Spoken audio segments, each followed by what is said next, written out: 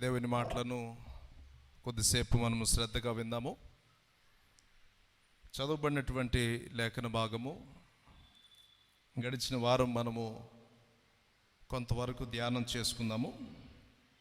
ఈ వారం కూడా కొంత లేఖన భాగాన్ని మనము విందాం. మనము లాస్ట్ వీక్లో చెప్పబడినటువంటి వచనాలు నేను కొంత గుర్తు చేసి నేను మీకు తిరిగి పాఠంలోకి మిమ్మల్ని తీసుకుని వెళ్తాను. గడిచిన వారము నాబోతు ద్రాక్ష తోటను మరి ఆశించినటువంటి రాజైన ఆహాబు గురించి మనము కొంత దేవుని వాక్యాన్ని నేర్చుకున్నాం. నేను ఒక ప్రాముఖ్యమైనటువంటి మాటను లాస్ట్ వీక్ మీకు గుర్తు చేశాను. ఎంతమంది గుర్తుందో నాకు తెలియదు, కానీ అదేంటంటే ధర్మశాస్త్రము చిన్ననాటి నుండి ఎరిగినటువంటి రాజైన ఆహాబు ప్రజలను వారికి కావలసిన అవసరతలు తీర్చవలసిన రాజే. రాజ్యములో ఉన్నటువంటి వారి యొద్ద నుండి పొలాలు లాక్కున్నటువంటి పరిస్థితి మనము చూసాం. దానికి కారణంగా దేవుడు ఏమేమి వారికి చేయదలిచాడో అవన్నీ కూడా మనము రాబోతున్నటువంటి వారంలో మనము వింటాము. దానికి సూచనగా నిన్న కూడా నేను కొన్ని మాటలను చెప్పాను. గడిచిన వారంలో అద్భుతమైనటువంటి మాటలు మనము ఖచ్చితంగా నేర్చుకోవాలి.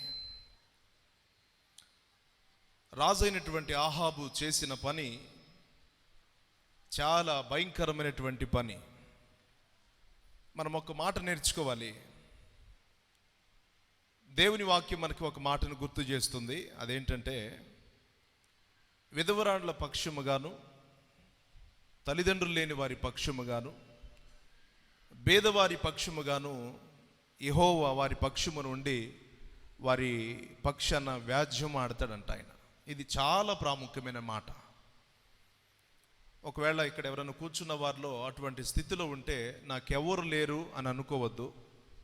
ఈరోజు ప్రభు నీ పక్షమునుంటాను అనే మాటను మీకు గుర్తు చేస్తున్నాడు. బహుశా నాబోతుకి చరిత్ర ఉన్నట్లు ఇంకా చెప్పబడలేదు, అక్కడ వారసులున్నట్లు చెప్పబడలేదు. యెజ్రెయేలు అనేటువంటి పేరు మాత్రం తనకు వాడబడింది. కానీ దేవుని వాక్యం సెలవిస్తుంది, అధికారంతో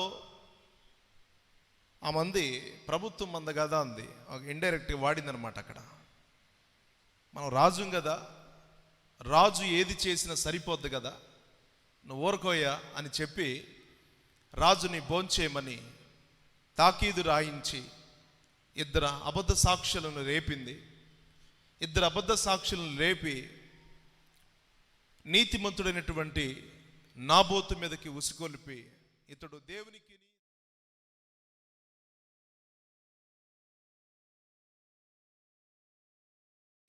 చంపించేసింది. అదని మనందరికీ తెలుసు సంగతి. నేను ఎందుకు ఈ మాట గుర్తు చేస్తున్నానంటే, గడిచిన వారిలో మనం నేర్చుకున్నాం, నాబోతు సంపాదించుకుంది ఏంటి, ఆహాబు సంపాదించుకున్నది ఏంటి, నాబోతు కలిగి ఉన్నదేంటి, ఆహాబు కలిగి ఉన్నదేంటి. మనం చూస్తూ ఉన్నాము, ఇరువురు ధర్మశాస్త్రమును ఫాలో అయ్యేవారే. 7వ రాజు ఇశ్రాయేలీయులకి ఆహాబు. ఇతను ధర్మశాస్త్రం తెలియనివాడు కాదు. అలాగనే నాబోతు కూడా దేవుని యొక్క వాక్యం ఎరగనివాడు కాదు. సో ఎవరు దేవుని యొక్క వాక్య ప్రకారం జీవించారు? ఈ లోకంలో మనం వెళుతున్నటువంటి క్రమంలో మంచోళ్ళు ఎవరు సన్మానించరు. మంచోడిని ఎవరు కూడా కేర్ చేయరు. బైబిల్ మనం జాగ్రత్తగా ధ్యానం చేస్తే ఈ రెండు సారాంశాల ద్వారా మనకు అర్థమయ్యేది ఏంటంటే, నాబోతు ఏమి చేతగాని వాడులాగను, ఆహాబు అధికారం కలిగిన వాడు కాబట్టి ఆహాబు తన యొక్క అధికారము చేత అన్నిటినీ జయించాడు అన్నటువంటి విధానం మనకు అర్థమవుతుంది. కానీ వాక్యం ఏమని సెలవిస్తుందంటే, ఎవరు దేవుని వాక్యానికి నిజంగా లోబడ్డారు? రాజులో పడ్డాడా లేకపోతే నాబోతులో పడ్డాడా? ఈ విషయాన్ని మనము జాగ్రత్తగా క్షుణ్ణంగా పరిశీలించాలి. దేవుని వాక్యాన్ని జాగ్రత్తగా చదివితే దేవుడు వడ్డీతో సహా అందరికి ఇచ్చేవాడు. దేవుడు ఎవరికి అప్పు ఉండేవాడు కాదు. ఎంతమంది నమ్ముతారు ఈ మాట? రైట్, మంచిది, జాగ్రత్తగా నోట్ చేసి పెట్టుకోవాలి. దేవుడు వడ్డీతో సహా అందరికీ దేవుడు ఇచ్చేస్తాడు. బైబిల్ గ్రంథంలో ఒక రాజు ఉన్నాడు. ఆ రాజు పేరు అదోని బేజెక్. ఏం పేరు చెప్పండి? అదోని బేజెక్. ఈ అదోని బేజెక్ అటువంటి రాజు ఒకసారి యుద్ధం చేసి 70 మంది రాజులను పట్టుకున్నాడంట. ఎంతమందిని? ఇంతకుముందు చెప్పాను, మీకు ఎంతమంది గుర్తుందో నాకు తెలియదు. 70 మంది రాజులను పట్టుకొని గృహలో బంధించి సారికొకళ్ళని తీసుకొచ్చి ఈ చేతులు వేళ్ళు కాలు వేళ్ళు అన్నీ కట్ చేసి అట్లా 70 మందిని చేశాడంట. 70 మందిని చేసి బల్ల మీద నుండి రొట్టె ముక్కలు ఇసిరేస్తూ, కొంతగా మనకి అప్పుడప్పుడు యానిమల్స్ కనబడుతుంటాయి. మనకి యానిమల్స్ ఎక్కువగా 4 కాళ్ళతోనే అవి వెళుతూ ఉంటాయి. వాటితో 2 ఉపయోగించుకొని అవి తింటూ ఉంటాయి, కోతులు కానీ లేకపోతే కొన్ని. అదే వాటిలో ఒక కాలో చెయ్యో ఇరిగిపోయింది అనుకోండి, అది 3టితో అడ్జస్ట్ అవుతుంది. కానీ దాని బాధ వర్ణనాతీతం. మనకి చూడడానికి రమ్యంగానే ఉంటుంది కానీ దాని బాధ దానికి తెలుసు. తాత బాధ తాతకి, పీత బాధ పీతకి తెలుసున్నట్లు ఎవరి బాధ వారికి తెలుస్తుంది. ఇటువంటి తరుణంలో అదోని బేజెక్ కూడా ఒక రాజుకు చిక్కాడంట. ఒక రాజుకు చిక్కినప్పుడు అదోని బేజెక్ 70 రాజులకు ఏదైతే చేశాడో, ఈ అదోని బేజెక్ చిక్కిన తర్వాత ఒక రాజు ఈయనకు కూడా అదే చేశాడంట. అదోని బేజెక్ ఏం చేశాడు? చేతులు వేళ్ళు కాలు బ్రొటన వేళ్ళు కట్ చేసి వారు ఆ ఇబ్బందులు వేడుకు చూసేవాడు. కానీ ఈయన కూడా ఒక తరుణంలో ఓడిపోయాడు. దేవుడు ఇతన్ని తనకంటే రాజుకి, గొప్ప రాజుకి అప్పగించాడు. ఇతను 70 మందికి ఏదైతే చేశాడో అదే శిక్షను ఇతను అనుభవించడానికి గురై, నేను 70 మందికి ఏదైతే చేశానో యెహోవా ఇప్పుడు నాకు అదే చేశానని కన్నీటి పరవంత వేయాడట. ఈ మాట ఎందుకు చెప్తున్నానంటే, నీతిమంతుల పక్షముగా దేవుడు వ్యాజ్యమాడతాడు అనే మాటను మీకు గుర్తు చేస్తూ, నాబోతుకి ఎవరు లేకపోవచ్చు కానీ నాబోతు పక్షముగా దేవుడై ఉన్నాడు. నాబోతును కాపాడడానికి, లేక నాబోతుని ఎంతవరకు పోషించిన దేవుడు, నాబోతుకి ఆలోచన ఇచ్చిన దేవుడు, నాబోతు చిన్ననాటి నుండి ఏదైతే వాక్యాన్ని విని పెరిగాడో, ఈ తరుణాన్ని మనకి గుర్తు చేస్తున్నటువంటి సందర్భం ఏంటో తెలుసా? బైబిల్ మనం జాగ్రత్తగా ధ్యానం చేసినప్పుడు నాబోతు పక్షముగా దేవుడు నిలిచాడు. అందుకే మనం చదువుతున్నాము, ప్రవక్తని ఏలియా వచ్చి చెప్పాడు అదే, నాబోతు రక్తము ఆ పొలములో ఏ స్థలములో అయితే కుక్కలు నాకాయో జాగ్రత్తగా విను ఆహాబు, నీ భార్య రక్తం కూడా అలాగే కుక్కలు నాకుతాయి. సమాప్తమైందంతే. ఇంకా అది మనం కమింగ్ డేస్లో దాని గురించి నేర్చుకుంటాం. నేను ఎందుకు ఈ మాట గుర్తు చేశానంటే, ఒక్క మాట మనం వినాలి, దేవుడు మన పక్షమున ఉన్నాడు. This is remember. చాలా జాగ్రత్తగా ఈ మాటను గుర్తుంచుకోండి. ఏబేలును తన అన్న చంపేశాడు, మీకు తెలుసా సంగతి?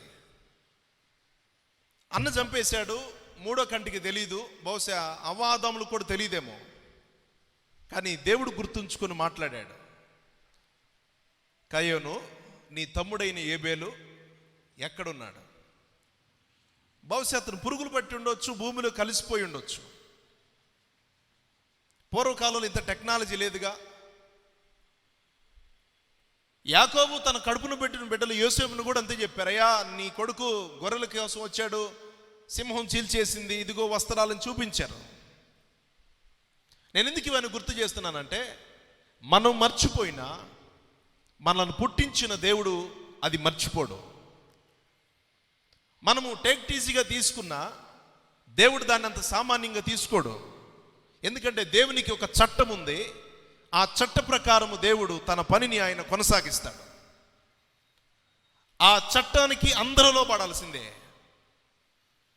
చివరికి చట్టాన్ని రూపింపజేసిన క్రీస్తు ప్రభువారు కూడా లోకమునకు వచ్చినప్పుడు ఆ చట్టము గుండానే ప్రభువారు వెళ్ళారు. సో ఇది అందరికీ వర్తించేది. నాబోతు పక్షమున దేవుడుండి ఆయన స్థితిని గుర్తు చేస్తూ చెప్తున్నాడు, బాయ్ ఈ పని చేయించినటువంటి నీ భార్య ఉందే, నీ భార్యకు కూడా ఇదే గతి పడుతుంది. మనం ఈ మాట ఈ ఉదయకాలము ధ్యానం చేసుకుందాం. ఒకటి, దేవుడు తన బిడ్డల పక్షముగా ఉండి ఆయన అద్భుతం చేయగలడు. మరణం అందరికి వస్తుంది. మరి మీరు అనొచ్చు, దేవుడు ఉంటే మరి ఎందుకు చచ్చిపోయాడంటే మీరు అనొచ్చు. మరణం అందరికి వస్తుంది. అదే ఒకవేళ నాబోతుకి చివరి రోజేమో, దేవుడు నియమించినటువంటి దినాల ప్రకారం 139వ కీర్తన మీరు చదవచ్చు. తర్వాత మనుషుని గురించి ప్రభువారు చెప్తాడు, దినములు ఒక్కటైనను మించజాలని వయోపరిమితులు. దేవుడు నియమించినటువంటి సమయం దాటి ఒక్క దినమైన మనం ఎక్స్ట్రా బ్రతకలేమంట. ఒక దినం కూడా కాదు, నిమిషం కూడా. బహుశా నాబోతుకి అది చివరి దినం కావచ్చు.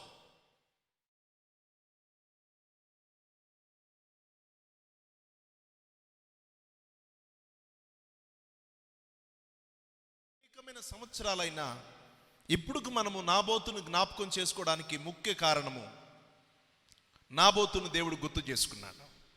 ఈరోజు మనము దేవుని వాక్యాన్ని వింటున్నాం. నాబోతు దేవుని వాక్యమునకు విధేయుడయ్యాడు. హెడ్డింగ్ రాసుకోండి, నాబోతు దేవుని వాక్యానికి విధేయుడయ్యాడు. బైబిల్లో మనము ధ్యానం చేసుకుంటున్నప్పుడు నాబోతు దేవుని వాక్యానికి విధేయుడయ్యాడు అని మనం ఎట్లా చెప్పగలం? నాబోతు దేవుని వాక్యానికి విధేయుడయ్యాడని మనం ఎట్లా చెప్పగలం? కొన్ని రీజన్స్ మీకు గుర్తు చేస్తాను, మీరు గుర్తుంచుకోండి. నాబోతు ఆహాబు కోరికను మన్నించలేదు. రెండవది, రాజును సంతోషపరచుటకు తన ద్రాక్ష తోట తనకివ్వలేదు. మూడవది,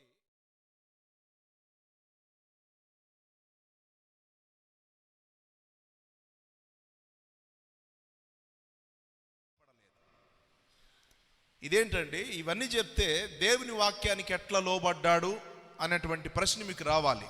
వాక్యం వింటున్న వాళ్ళైతే గనక మీకు ముందు క్లారిటీ వస్తుంది. జాగ్రత్తగా దేవుని మాటలను విందాం. ఇవి చేయకపోవడానికి ముఖ్య గల కారణం నేను లాస్ట్ వీక్ గుర్తు చేశాను.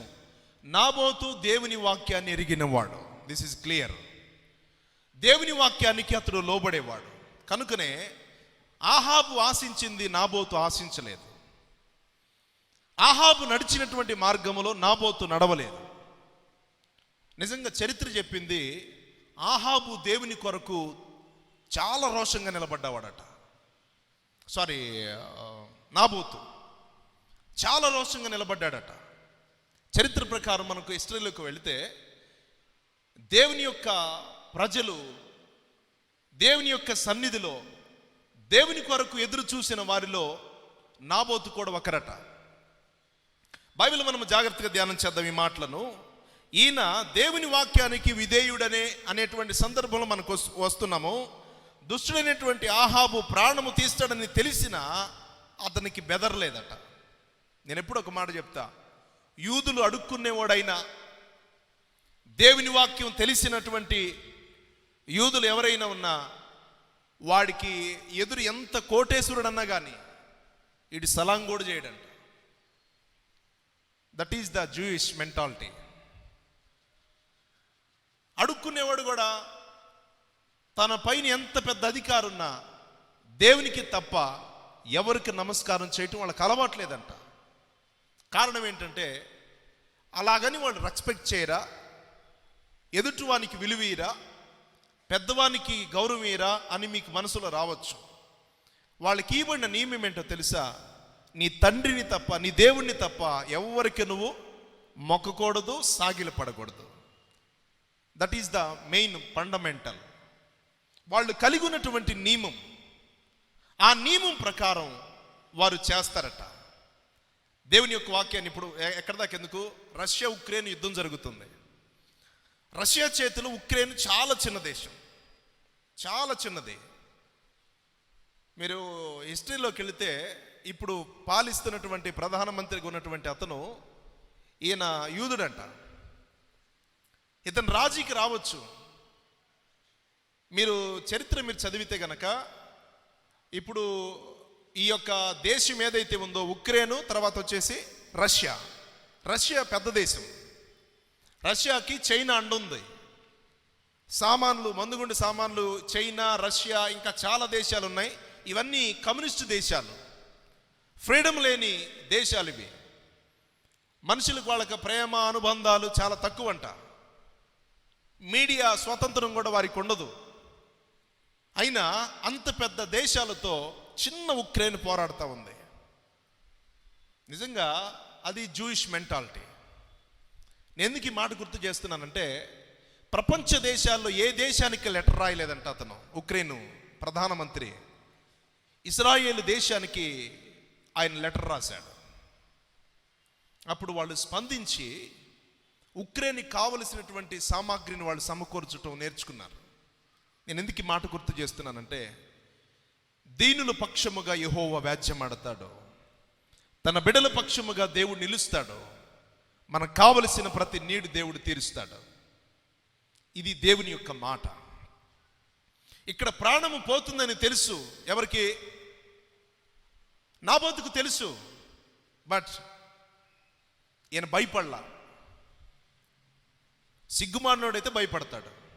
ఈయనకి సిగ్గు ఉంది కదా, అంతే కదండి. నీ ముందు ఎంత పెద్ద వ్యక్తి నిలిచినా, నీ ముందు ఎంత కోటేశ్వరుడున్నా, ఒక వ్యక్తి తన తండ్రి అయిన దేవునికి తన జీవితాన్ని అప్పగించుకున్న తర్వాత ఇంకా అతడు ఎప్పుడు వెనక్కి తిరగడంట. అందుకే వీరికి బాల్య దినము నుండి దేవుని యొక్క వాక్యం అభ్యాసములో ఉంది. అందుకే వారి పితరులకి చెప్పారు, అయ్యా ఇది నీ పితరులకు చెప్పు, నీకంటే బలవంతులైనటువంటి ఐగుప్తులను ఓడించాడని దేవుడు మీ పిల్లలకు చెప్పండి. మీ పిల్లల ముందు, మీ యొక్క తండ్రుల ముందు గొప్ప గొప్ప సముద్రాలు నిలబడలేదని చెప్పండి. దేవుడు 10 తెగుళ్ళు పంపించి బానిసలుగా ఉండినటువంటి దేశమునే దేవుడు జయించి తన ప్రజలను సురక్షితంగా తీసుకొచ్చాడని చెప్పండి. మీ పిల్లలకి ఈ విషయాలు చెప్పండి. కారణం ఏంటో తెలుసా? మీ పక్షముగున్నవాడు ఎంత గొప్పవాడో అర్థం అవ్వాలి. ఇది మెయిన్. వారి ఉద్దేశం ఏంటంటే, మా పక్షముగా ఒక వ్యక్తి ఉన్నాడు అని చెప్పడం, తెలియటం కోసం. నీకు ఒక ఎమ్మెల్యే తెలిస్తే మనం ఏం చెప్పుకుంటాం? నాకు ఎమ్మెల్యే తెలుసని చెప్పుకుంటాం. నీకు ఒక మంత్రి తెలిస్తే ఇంకా నాకు ఒక మంత్రి తెలుసని చెప్పుకుంటాం. ఎవరైనా మనకు గొప్పోళ్ళు తెలిస్తే గొప్పోళ్ళు తెలుసని చెప్పుకుంటాం. కానీ ఇశ్రాయేలులట మా పక్షమునున్నవాడు, ఉన్నవాడు అనువాడు, రాబోచున్నవాడని చెప్పేవాళ్ళట. అందుకే ఇక్కడ మనం నేర్చుకోవాలి. ఏంటంటే ప్రాణము పోయిద్దని తెలుసు, బట్ నేను భయపడలా. మరణం దగ్గరుందని తెలుసు, కరాఖండితంగా చెప్పాడంట, నీ ద్రాక్ష తోట నాకొద్దు, నా ద్రాక్ష తోట నేను నీకీను. ఇక్కడ మీరు చదివితే దేవుని వాక్యాన్ని ఒకసారి 5వ వచనం మీరు చదవండి. 21:5. అంతటా అతని భార్య అయిన యెజెబెలు వచ్చి, నీవు మూతి ముడుచుకొని కూర్చున్న వాడవై భోజనము చేయక ఉండదవేమని అతనిని అడుగగా,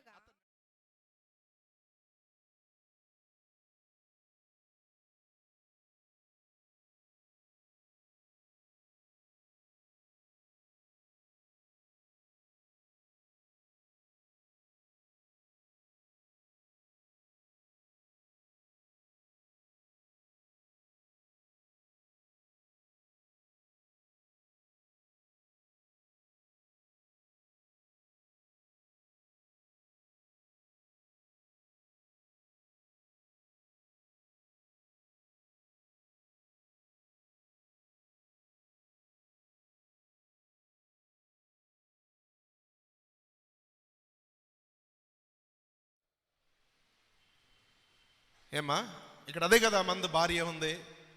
అయ్యా నేను రాజు అయి ఉన్నాము, మనము ఇశ్రాయేలుకి రాజుగా మనం ఉన్నాము, రాజ్యమే మన చేతిలో ఉన్నప్పుడు నువ్వెందుకు భయపడతావు?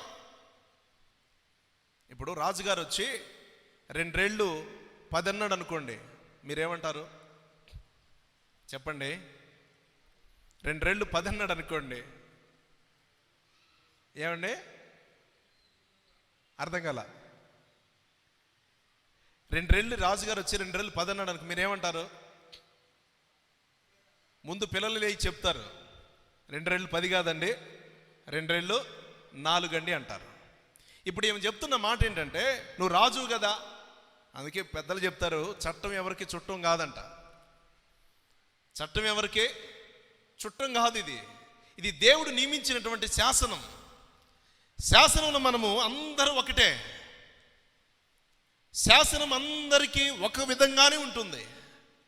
ఈమె చెప్పింది, అయినా ఇతను ఏం మాట్లాడలేదు, మూతి ముడుచుకొని అలా కూర్చున్నాడు, అన్నం నీళ్లు లేక. ఈమె చక్కగా వెళ్ళి తన పని తను కానిచ్చింది. ప్రభునందు ప్రియులరా, బైబిల్లో మనము లాస్ట్ లేఖన భాగంలో నేర్చుకున్నట్లుగా ఈయన దేవుని వాక్యానికి అవిధేయుడయ్యాడు, దేవుని యొక్క వాక్యాన్ని మీరాడు. నీ పొరుగువానిది ఏది ఆశించకూడదని చెప్పినా అతడు ఆశించాడు. అతడు ఆశించి తన యొక్క ఒక మంచి వ్యక్తిని ప్రాణమును తీయటకు కారకుడయ్యాడు. ఈరోజు మనం నేర్చుకున్నటువంటి లాస్ట్ వీక్లో గుర్తు చేసిన మాటలో ఒక మాటని మీకు గుర్తు చేసి నేను వాక్యంలోకి వెళతాను. లేవియాకాండం 25వ అధ్యాయము 23 చదవండి. చిన్న మాటలను, ఈ మాటలు లాస్ట్ వీక్ గుర్తు చేశాను, 2 మాటలు, తర్వాత నేను సబ్జెక్ట్లోకి వెళ్ళిపోతాను.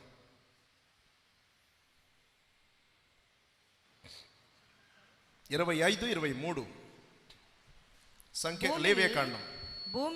భూమిని శాశ్వత విక్రయము చేయకూడదు, శాశ్వత విక్రయము చేయకూడదు. ఆ భూమి నాదే, నేను నా యొద్ద కాపురమున్న పరదేశులు మీ స్వాస్థ్యమైన ప్రతి పొలము మరలా విడిపింపబడినట్లుగా దానిని అమ్ముకొనవలెను. ఇది వేరే మాట. ఇది అయితే మనకు కావలసిన మాట, the land sale not be sold for ever. అక్కడ రాయబడిన మాటను మనం జాగ్రత్తగా ధ్యానం చేయాలి.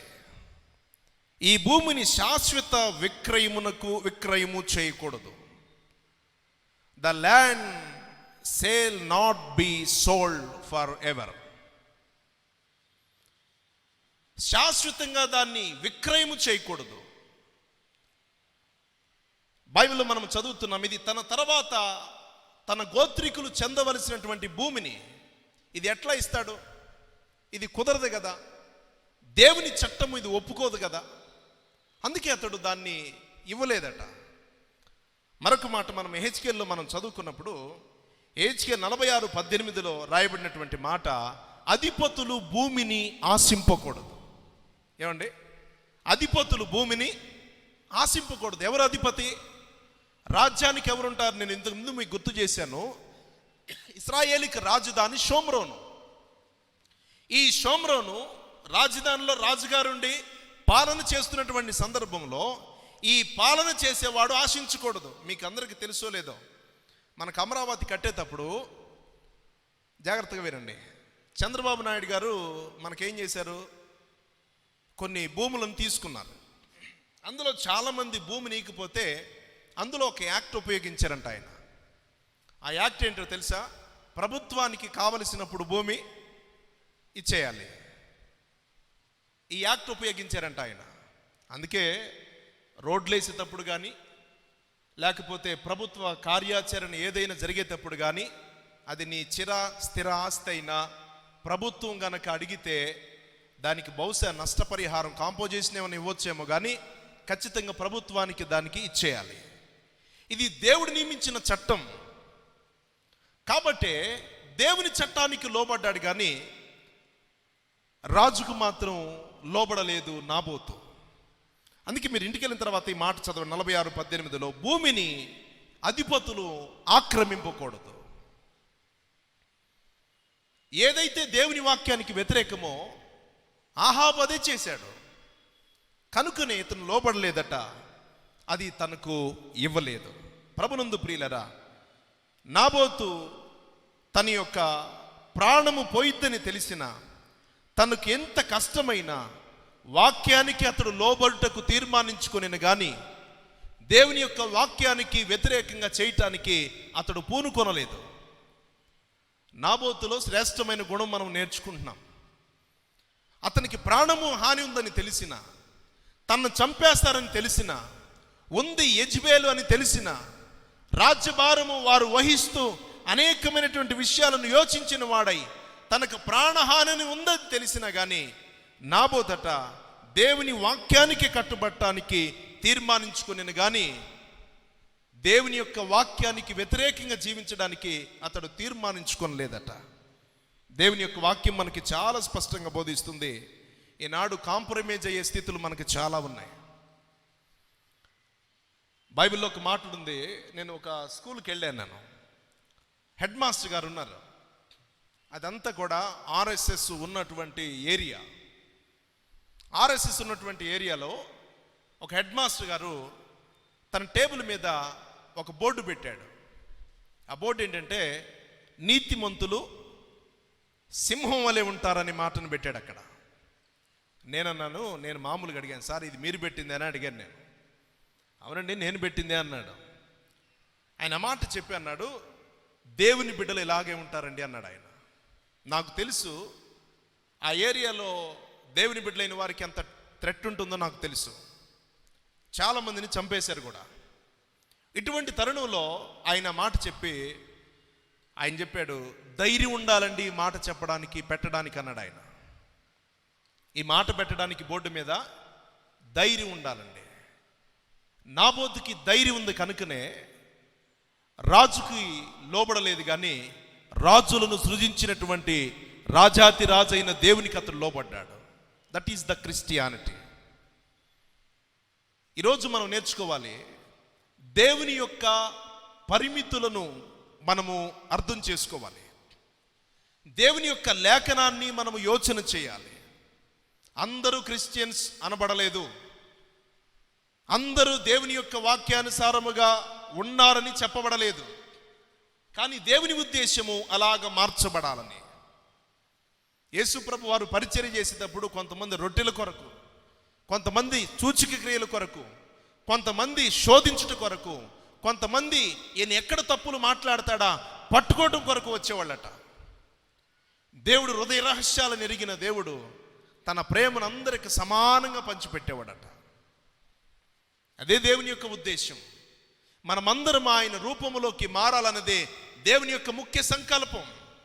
అందుకే ఆ మాటను గుర్తు చేస్తూ, ప్రభునందు ప్రియులారా, నాబోతు దేవునితో నడవడానికి తీర్మానించుకొనెను, దేవుని వాక్య ప్రకారం ఉండడానికే అతడు నిశ్చయించుకొనెను. ఉదాహరణకు ఒక మాట చెప్తాను. దానియేలు గ్రంథానికి రండి.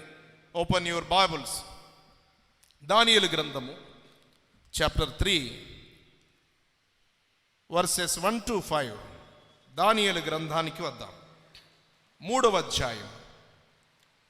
మనము దేవుని యొక్క వాక్యంలో నుండి మొట్టమొదటిగా 1 నుండి 5 వచనాలు మామూలుగా చదువుకొని తిరిగి మనము సబ్జెక్టులకు వెళదాం. రాజుకు నెబుకద్నెజరు బంగారు ప్రతిమ ఒకటి చేయించి బబులోను దేశంలోని దురాయను మైదానములో దాన్ని నిలువ పెట్టించి అది 60 మూరల ఎత్తును 60 మూరల ఎత్తును 6 మూరల వెడల్పునయున్నది. రాజుకు నెబుకద్నెజరు దానికి నెబుకద్నెజరు అధిపతులను సేనాధిపతులను సంస్థానాధిపతులను మంత్రులను ఖజానాదారులను ధర్మశాస్త్ర విధాయకులను న్యాయాధిపతులను సంస్థానములలో ఆధిక్యము వహించిన వారిని అందరినీ సమకూర్చుటకును రాజుకు నెబుకద్నెజరు నిలువ పెట్టించిన ప్రతిమ యొక్క ప్రతిష్టకు రప్పించుటకును దూతలను పంపించి. చాలమ్మా, ఈ మాటలు చాలు. ఈ మాట నేను ఎందుకు చదివించానంటే, ఇక్కడ రాయబడినటువంటి అద్భుతమైన మాట, ఈ నెబుకద్నెజరు గురించి ఇక్కడ చెప్పి ఆయన ఒక ఇమేజ్ని తయారు చేయించాడట. ఇంగ్లీష్లో చక్కగా మనకి ఆ కొలతలు ఇవ్వబడ్డాయి. 30 మీటర్స్ అన్నాడు, 30 మీటర్లు. దాని వైశాలాన్ని 90కి పోల్చాడు. 90 3 ఇంటూ 3 30 మీటర్లు అని చెప్పాడు. 30 మీటర్లు అని చెప్పి 90 ఫీట్స్ అంటే 90 అడుగులు ఎత్తు. 90 అడుగులు ఎత్తు ఆయన చెప్పిన తర్వాత అది వచ్చేసి విడ్త్ వచ్చేసి 3 మీటర్లు, అంటే 9 ఫీట్స్. 9 ఫీట్ చెప్పి కింద 2వ వచనంకొసరికే ఆయన రాజుగారి గురించి మాట్లాడుతూ ఆయనట ఈ సమాచారం రూలర్స్కి అలాగనే ఫ్యామిలీ మెంబర్స్కి, ఇక్కడ నేను ఇంగ్లీష్ బైబిల్లో నేను ఈ మాటలు గుర్తు చేస్తున్నాను, రూలర్స్కి ఫ్యామిలీ మెంబర్స్కి రాజ్యంలో ఉన్నటువంటి ప్రతి ఒక్కరికి చాటింపేశారట. ఆయన రాయబడి ఉంది, ఆయన చేసినటువంటి పని గురించి గోల్డెన్ ఇమేజ్ అనే మాటను వాడాడు ఇక్కడ. అంటే బంగారపు ఒక రూపాన్ని లేక ఒక చిత్రపటాన్ని, గోల్డెన్ ఇమేజ్ చూపిస్తున్నారా మీరేమన్నా? లేదుగా, రైట్, చూపిస్తున్నారా? గోల్డెన్ ఇమేజ్ని, ఒక బొమ్మని, అది కొన్ని దేశాలకి సాదృశ్యంగా ఉంది, అది వేరే సబ్జెక్ట్ జస్ట్. అయితే ఇంగ్లీష్లో ఏం రాయబడి ఉందంటే అతడు ఐడల్స్ని రూపొందించాడట, ఒక విగ్రహాలని, అంటే దేవతలకును. ఇక్కడ మనకి గోల్డెన్ ఇమేజ్ అనే పదాన్ని వాడాడు. మనం బైబిల్లో డీప్గా వెళ్తే గనక రాయబడినటువంటి సందర్భం ఏంటంటే అతడు దేవతలను రూపాలను అక్కడ పెట్టాడట. రూపాలను పెట్టి దేశమంతటికి చాటింపేశారు. అప్పటికి షడ్రకు, మేషకు, అబేద్నెగోలు వారు, వీరు యూదులు, ఆ దేశంలో అప్పటికి గవర్నర్స్గా ఉన్నారు. చాలా జాగ్రత్తగా వినాలి, మీకు హిస్టారికల్ సబ్జెక్ట్ ఇది. గవర్నర్స్గా ఉన్నారు, అందుకే ఫ్యామిలీ మెంబర్స్ అనే మాటను వాడాడు. Rulers are family members. వీరందరికీ చాటింపు వేయబడింది. పిల్లల గ్రోవు ఎప్పుడు ఊదుతారో, పెద్ద వీణ ఎప్పుడు వాయిస్తారో, జనాలందరూ సమూహముతో ఆ సమయమందు దాని ఎదుట సాగిలు పడాలని చెప్పారు. కానీ 3 ఉన్నారు, వీరు ఎవరికి తల వంచిన వారట. ఒక అద్భుతమైన మాట చెప్పనా, ఉంది ఎక్కడ? బబులోను దేశములో, బానిస దేశములో రాజ్య పరిపాలన చేస్తూ గవర్నర్గా ఉంది ఎక్కడ? వీళ్ళు అదే సామ్రాజ్యంలో. శాసనము చేసింది ఎవరు? సాక్షాత్తు రాజుగారు. ఇప్పుడు వీరి మధ్యలో రాజుగారు నిలబెట్టినటువంటి ఐడల్స్కి లేక ఇమేజ్ కానీ వీరు చెప్తున్నటువంటి మాట ఏంటి? అద్భుతమైన మాట. అందరూ మొక్కారంట కానీ వీళ్ళెవరు మొక్కలేదంట. ఆ నోట ఈ నోట పడి యూదుల మీద కొంత ద్వేషం కలిగిన వారు రాజుగారికి సమాచారం తీసుకెళ్లారు. మీరు బైబిల్ గ్రంథం నుంచి చదివితే 8వ వచనం నుంచి మీరు ఇంటికి వెళ్ళిన తర్వాత చదువుకోండి. 12వ వచనం నుంచి మీరు ఆ మాటను చదువుకోవచ్చు. 8, 9 నుండి మనకు ఆ మాటలు రాయబడి ఉంటాయి. ఇంటికి వెళ్ళిన తర్వాత చదువు, నేను మీకు గుర్తు చేస్తాను, అవుట్లైన్ ఇస్తాను మీకు. ఈ సందర్భంలో రాజుగారికి వార్త వెళ్ళింది. రాజుగారు వీళ్ళని పిలిపించాడు.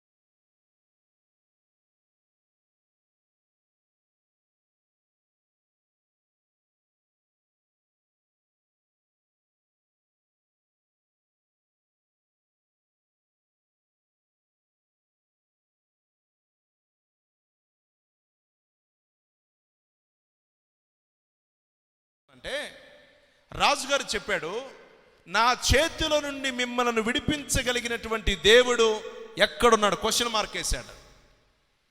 సింపుల్గా వీళ్ళు ఏం చెప్పారు తెలుసా? రాజా చెప్పండి, నీకు ప్రత్యుత్తరం ఇవ్వవలసినటువంటి, చెప్పండి, మీకు షడ్రకు, మేషకు, అబేద్నెగో రాజుతో ఇలాగు చెప్పిరి, నెబుకద్నెజరు ఇందును గూర్చి నీకు ప్రత్యుత్తరము ఈవలనన్న చింత మాకు లేదు. ఏంటండి వీళ్ళ గుండెలో? వీళ్ళకున్నటువంటి గట్స్ ఏంటి? వీళ్ళు ఉందెక్కడ? 70 సంవత్సరాలు బానిసత్వమును వారి పితరులు చూశారు. అప్పటికి వీరు సేమ్ వేలోనే ఉన్నారు. ఆ చెరప్పుడే వీరిని పట్టుకొని తీసుకొని వచ్చారు. 70 సంవత్సరాల బానిసత్వంలో ఉన్నటువంటి వీరిని రాజుగారు వీరికి అధికారం ఇచ్చి, తెలివినిచ్చి, చదువు చెప్పించి, కల్దీల విద్యను నేర్పించి, గవర్నర్గా చేసి, వీళ్ళకి అధికారం ఇచ్చి, వారిని ఆ యొక్క సామ్రాజ్యం నిలబెట్టి, బాబు చక్కగా బతకండ్రా అంటే మీరేమంటారు చెప్పండి? ఏమా మీరేమంటారు? వీళ్ళు చెప్పిన ఒకే ఒక మాట, సింపుల్గా చెప్పారు, స్వీట్ అండ్ షార్ట్గా. ఈ విషయం గురించి నీకు సమాధానం చెప్పాల్సిన అవసరం లేదండి.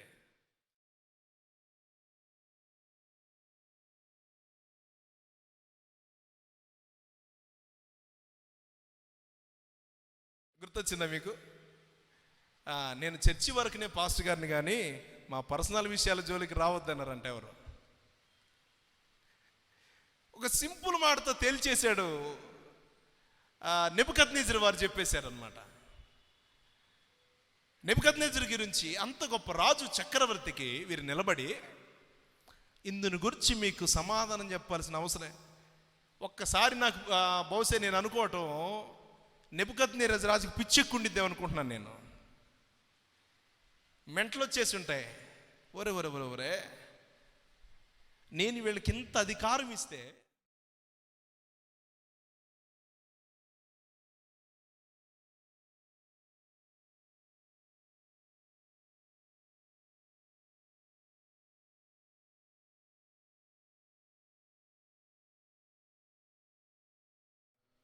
వాడి ముందు ఎంత గొప్పవాడున్నా ఈజ్ డోంట్ కేర్.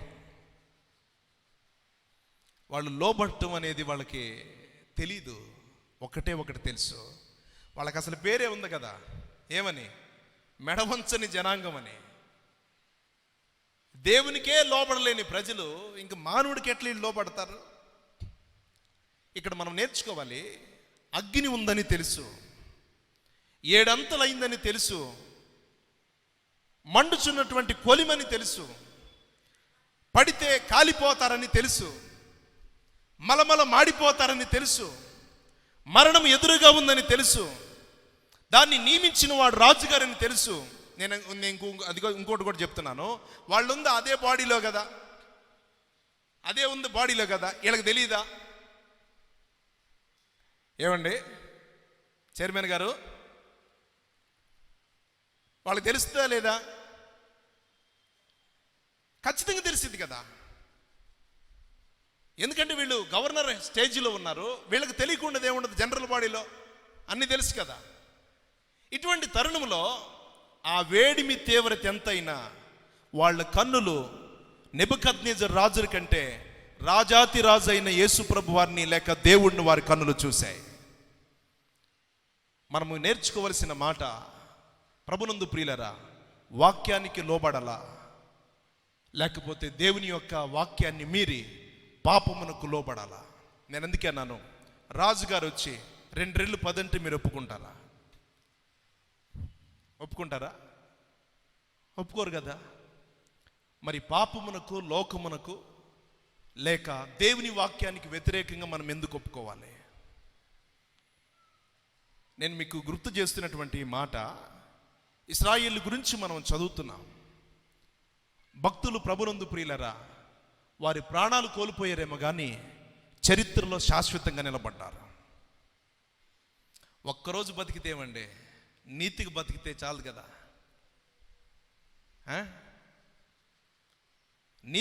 నీతికి బతికితే చాలు కదా. ఒక్కరోజు బతికితేమే. ఎందుకు ఆ కమెంట్ మనకు రాకూడదు? కమిట్మెంట్. ఒక్కరోజు బతికినా చాలు. దేవుని కొరకు యథార్థంగా బ్రతకటం మనకు అవసరం కదా. పేతురు, యోహాను గురించి మనం చదువుతున్నాము. అపోస్తుల కార్యగ్రంథంలో వీరికి ఆల్రెడీ ఆజ్ఞ జారీ చేయబడిందట. ఈ నామమున మీరు సువార్త బోధించకూడదు, ఈ నామమును బట్టి మీరు సువార్త ఈ ప్రాంతంలో ఎక్కడ మీరు ప్రకటించడానికి వీల్లేదు, ఎవడైనా ఇట్లా ప్రకటిస్తే కనుక తీసుకొచ్చి జైల్లో వేయమన్నారట.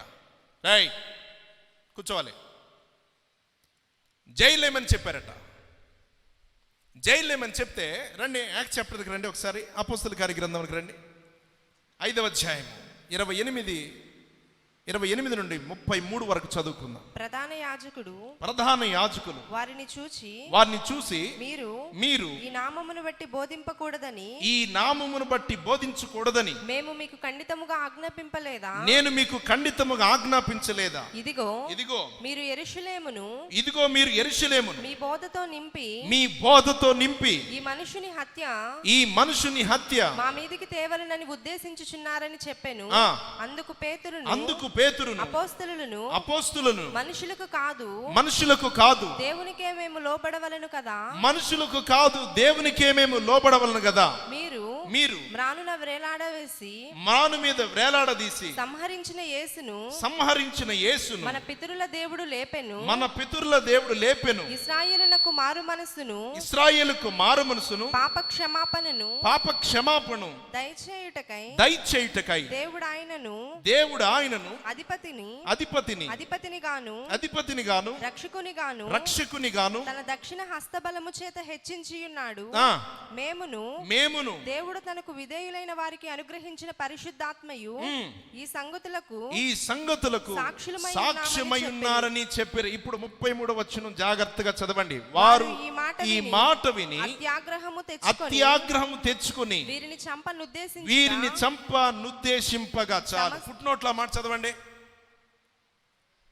పుట్టినోట్లు ఏముంది రాబడింది చదవండి ఒకసారి. హృదయములయందు నరకబడిన వారై. ఈ మాటలు చెప్పినప్పుడు వారికి ఏమనిపించిందట? వారి గుండెలు నరికేసినట్లు అనిపించిందట. ఎంత అద్భుతంగా దేవుని కొరకు వారు నిలబడ్డారనే సంగతి మనం నేర్చుకోవాలి దీని ముందు. మీకు ఇంతకుముందు చెప్పలేదా మేము ఈ ప్రాంతంలో సువార్త బోధించకూడదని? ఎస్ చెప్పారయ్యా, కానీ మేము ఉండలేమే.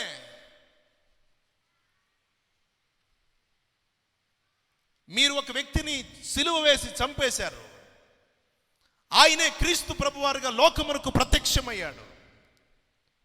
ఈ మాటలు చెప్పినందుకు యేసుక్రీస్తే దేవుడన్నందుకంటే వాళ్ళు ఉక్రోషము కలిగిన వారై లేచారట.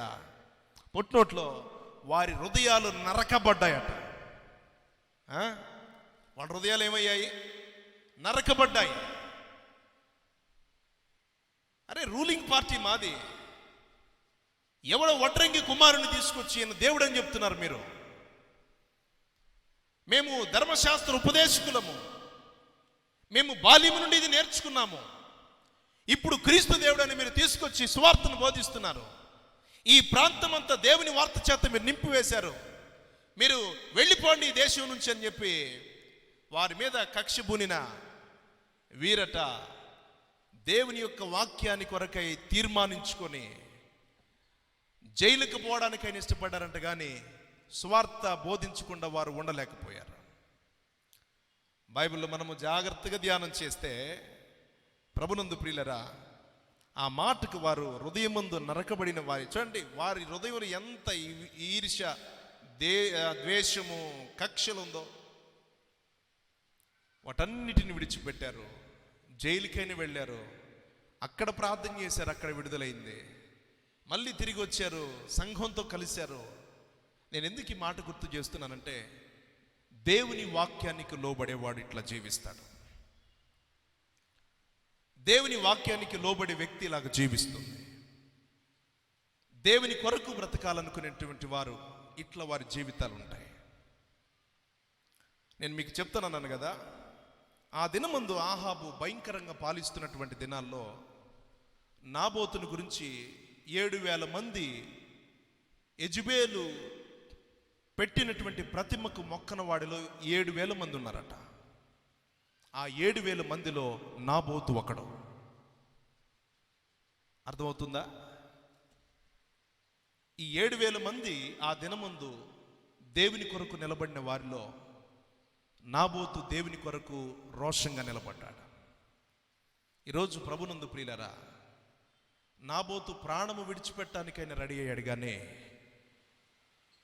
జీవము కలిగిన దేవునిని తన ద్వారా అవమానము పరచకూడదని నిశ్చయించుకొని క్రీస్తు ప్రభు వారితో ఉండడానికి అతడు నిశ్చయించుకున్నాడు, సాక్షిగా నిలబడ్డాడు. ఈరోజు భక్తి కాంప్రమైజ్ అయిపోయింది కదండి. లోకంతో కాంప్రమైజ్ అయిపోతున్నాం. లోక ఆశలతో మనము ఇమిడిపోతున్నాం. భక్తి మనలో అవసరం, తీర్మానం మనకు అవసరం. ప్రభునందు ప్రియులరా, నిరీక్షణ అవసరం, దేవుని యందు బలపడటం అవసరం. నేను ఎందుకు ఈ మాట గుర్తు చేస్తున్నానంటే, చావైనా బ్రతుకైనా దేవునితో తీర్మానం మనకు లేకపోతే మనము ఆత్మీయంగా జీవించడం కష్టం. నిశ్చయించుకోవాలి. ప్రభువుని వెంబడించటం అంటే ప్రాణం పోగొట్టుకున్నా పర్వాలేదు అనుకోవడం. ప్రభునందు ప్రియులరా, అలాగ మన పితరులు చేశారు, ఈరోజు చరిత్రలో నిలిచిపోయారు.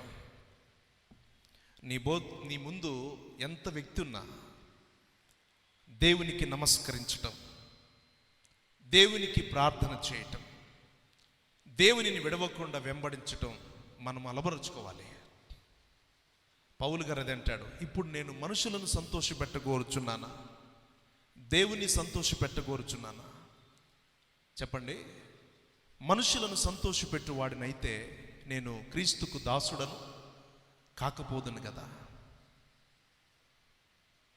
ఇది సేవ, ఇది దేవుని బిడ్డల తీర్మానం, ఇది దేవుని యందు గురి. దీనికి మించినది వేరొకటి లేదు. ప్రభునందు ప్రియులారా, ప్రభు వారు చెప్పాడు, నా నిమిత్తము అన్నదమ్ములైనను, చెప్పండి, అక్కజెండ్రులైనను, పోగొట్టుకున్నవాడు ప్రతివాడు పరమందును వాడు నూరంతలు ఫలము పొందును. మన ప్రాణాన్ని ఎవరు చంపలేరు. శరీరం నుంచి జస్ట్ మనం వేరవుతాం అంతే. ఈ బాడీ విడిచిన మరుక్షణం మన ప్రాణము దేవునితో ఉంటుంది. విత్ ఇన్ సెకండ్స్ ఈ ఆత్మ దేవునితో ఉంటుంది. సో ఆత్మకు చావు లేదు. కాబట్టి ఈ చావు లేని ఆత్మ కొరకు ప్రభునందు ప్రియులరా, రాజీ పడొద్దు. దేవునికి లోబడదాం, ఆత్మీయంగా ఎదుగుదాం, ప్రార్థనాపూర్వకంగా సిద్ధపడదాం. క్రీస్తు రాజ్యం కొరకు ఎదురు చూచుదుముగాక. ఆమెను చెప్తారా? తనలో వంచి కళ్ళు మూసుకొని సిద్ధపడదాం.